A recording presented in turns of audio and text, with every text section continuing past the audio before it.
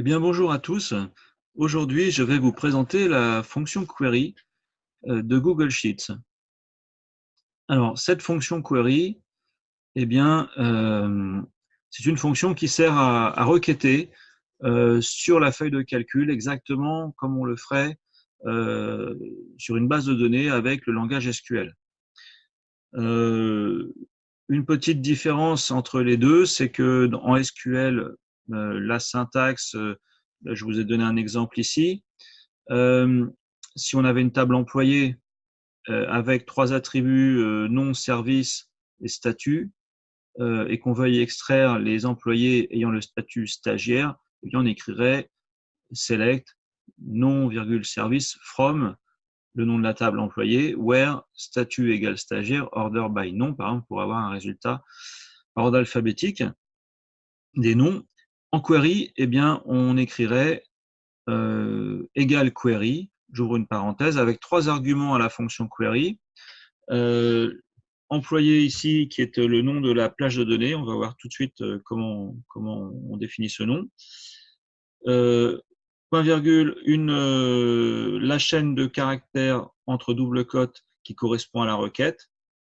Et puis point virgule 1 qui est en fait pour indiquer les entêtes en ligne 1.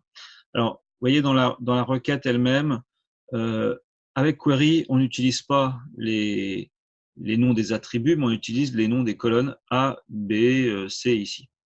On va voir ça tout de suite dans la pratique. Alors, donc,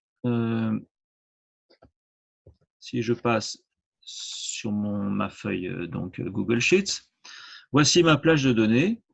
Alors, la première chose à faire avec cette plage de données, c'est de la définir, donc lui donner un nom.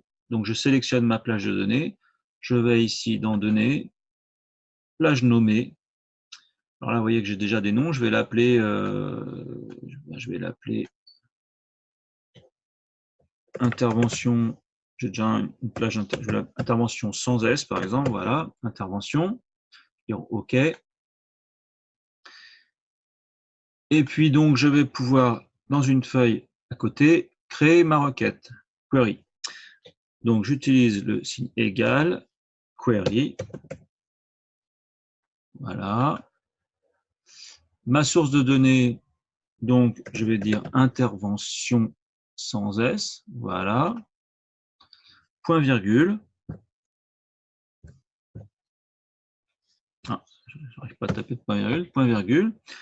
J'ouvre une double cote. Je vais écrire select. Alors, admettons que je vais sélectionner toute la table. Select étoile. Je ferme ma double cote. Point virgule 1. J'exécute. Et je récupère effectivement l'intégralité de ma table.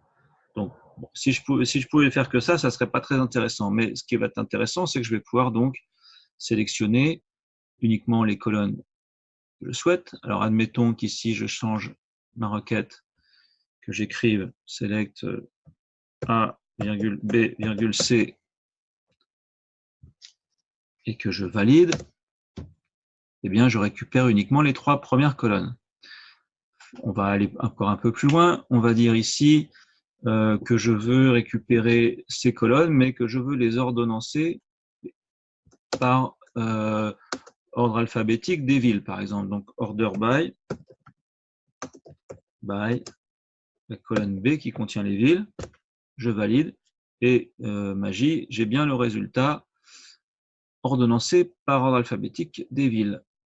Je peux également donc order by. Alors, je peux aussi par exemple, admettons que je veuille récupérer l'ensemble des villes sur lesquelles j'interviens. Et donc, j'ai besoin de récupérer les villes uniques de ma table. Eh bien, je peux tout à fait combiner. Alors, je vais sélectionner d'abord les villes. Donc, la ville, c'est la colonne B.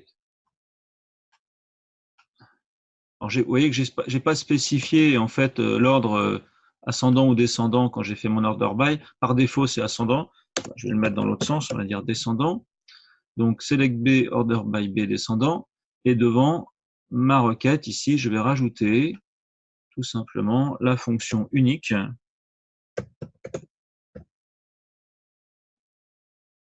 Voilà. Tac. Et vous voyez, j'ai combiné ici ma fonction unique avec ma fonction query pour avoir en résultat les villes uniques d'intervention de les villes uniques de mes chantiers. Voilà. Qu'est-ce que je peux vous montrer d'autre? Je vais vous montrer aussi donc que je peux ajouter une clause where. Voilà. Alors, j'enlève d'abord ma requête unique. Je vais ici select. Alors, je vais sélectionner plus de colonnes. Je vais lui dire select donc mes dates d'intervention, mes villes, mes clients, where. Alors, je veux par exemple tous les clients. Je vais sélectionner par exemple les clients, mes clients A et F par exemple. Alors, client A et F. Et c'est égal. Ici, je mets une simple cote. Donc, je vais taper client A avec un espace. Client A, or, c'est égal, simple code, client F. Voilà, je ferme ma double cote, point virgule 1, je ferme ma parenthèse, je valide. Et voilà, donc je récupère bien la liste des clients A et des clients F. La liste des interventions des clients A et des clients F. Voilà. Alors ensuite, je vais vous montrer une autre clause qui est intéressante, c'est la clause pivot. Alors, la clause pivot, elle permet, lorsqu'on a une colonne avec différentes données comme ça récurrentes, ici par exemple les villes ou les clients, eh bien, ça va me permettre d'éclater, de prendre les valeurs uniques en fait de cette colonne et de les éclater en plusieurs colonnes. Et ça, ça permet d'agréger, par exemple, d'agréger des données. Par exemple, je vais agréger les prix de revient par client, par exemple. Eh bien, vous allez voir comment je vais faire ça. Je vais écrire ici select. Alors, les prix de revient, c'est en colonne L. Alors, j'efface tout ça, ce sera plus simple. Toc. Alors, il faut que j'agrège mes données. Donc, je vais agréger la colonne L. Je vais faire une somme de L. Voilà. Et je vais écrire ici tout simplement pivot C, qui est la colonne où j'ai mes noms de clients. Voilà. Je vais valider.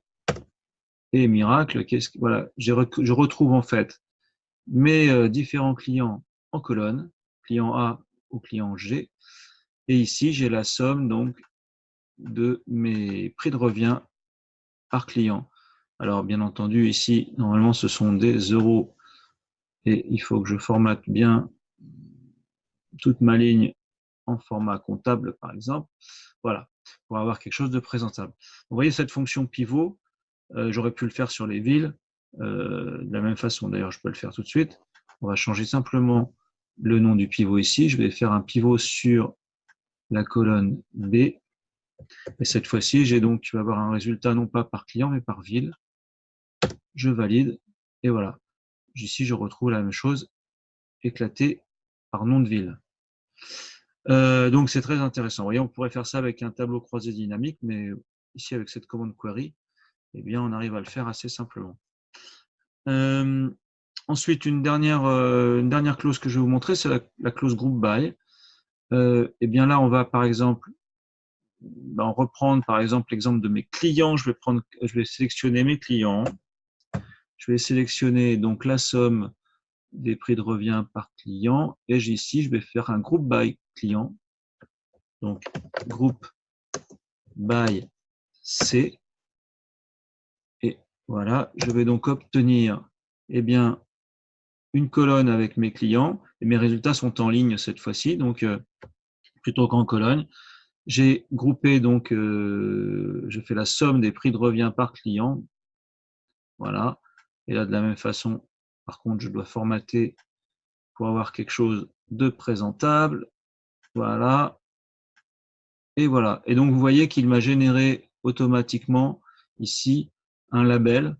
Alors, rien ne m'empêche, bien entendu, de le renommer, mais voilà, il m'a présenté ce label somme, prix de revient, intervention. Il a fabriqué lui-même. Alors, justement, en ce qui concerne de nommer le label, ici, je peux très bien ajouter une clause qui s'appelle label.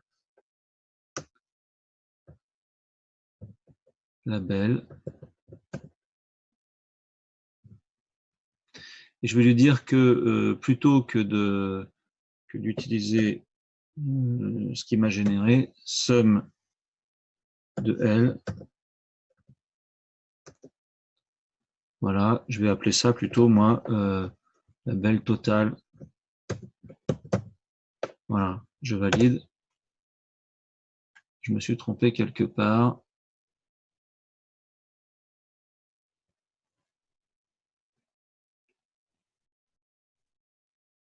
Oui, je me suis trompé parce que il attend que je lui mette des cotes ici.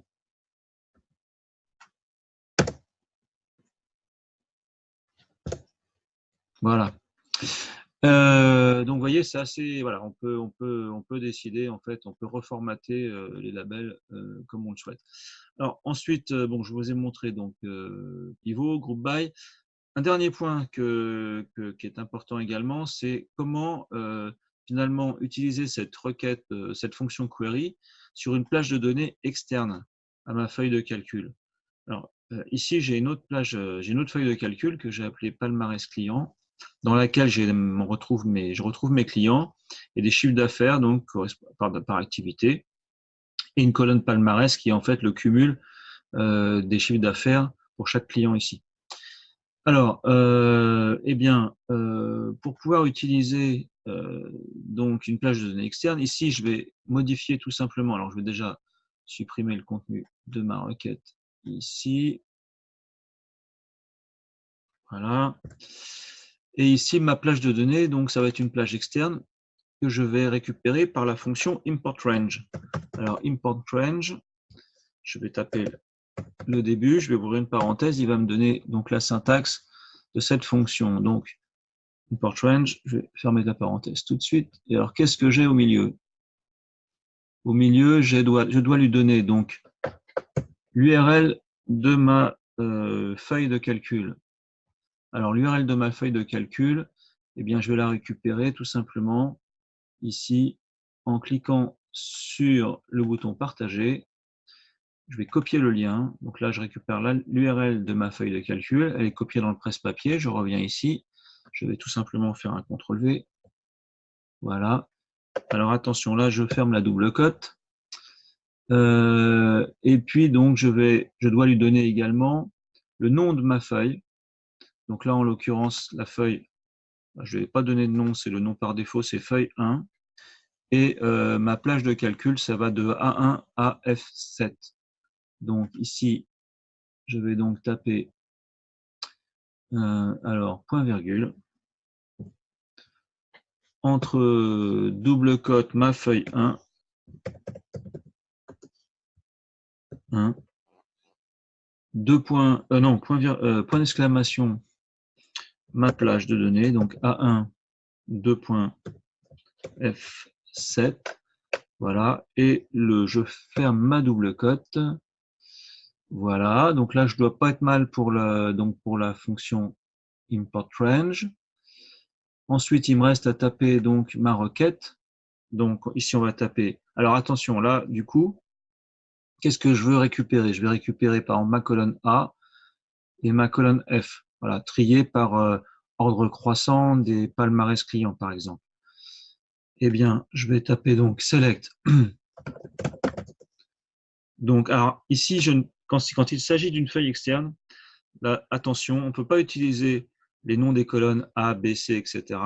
Il faut utiliser une autre syntaxe. Il faut utiliser donc, on va dire, colonne 1, écrit. Alors la case est importante, il faut le C majuscule ici, colonne 1, virgule, colonne 6, qui est la dernière colonne. Voilà. Et là, je vais lui dire order by, colonne 6. Et on va dire par ordre croissant. Donc ascendant. Voilà. J'ai fermé. Ben, normalement, je devrais être bon. Donc je vais valider. Pof. Il est en train de charger, voilà, et je récupère bien, effectivement, ma liste de clients et mon palmarès client. Alors, là, c'est bon, il n'a pas récupéré le nom de la colonne. Si je vais juste lui taper client, tout simplement. Et voilà, j'ai bien mon résultat. Alors oui, j'ai bien d'effacer. J'ai fait une bêtise. Je fais un CTRL Z. Voilà. Non, oui, bien entendu, parce qu'il m'a pas mis il m'a pas mis de label, puisque il l'a mis, c'est l'endroit où j'ai ma fonction, tout simplement. Euh, donc, voilà les amis. Donc, écoutez, je vous invite à tester cette fonction query. C'est vraiment très intéressant, très puissant. Vous allez bien vous amuser. Eh bien, je vous souhaite bien du plaisir et je vous dis à très bientôt. Voilà, merci.